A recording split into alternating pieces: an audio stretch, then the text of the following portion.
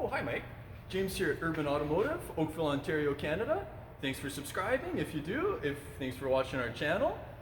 Today we're here to talk about headlights, headlight assemblies, and the difference, as you can see between these two, is night and day. And this is very important for your visibility, for being able to see, especially at night, dark, rainy weather. This one here we see is heavily oxidized. Same way that the sun can be harmful, damaging for your skin if you don't take certain precautions. Same can happen to your headlights. So this one has been restored once or twice already, but it's to the point where it's too far gone. Similar to a deck, you can only sand and stain so much. So this one is beautiful, nice and clear. This is gonna be a vast improvement.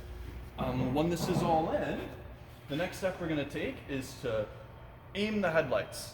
This is also a requirement for a safety certificate. If you're buying or selling a new vehicle, it's very important that the headlights are aimed where you're going correctly, not too high, not too low, so that you have the optimal vision at night, especially if you're on, say, a country road. Perhaps there's not the usual street lights.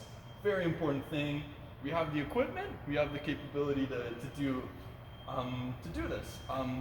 As you can see on this vehicle here, it's pretty in-depth job.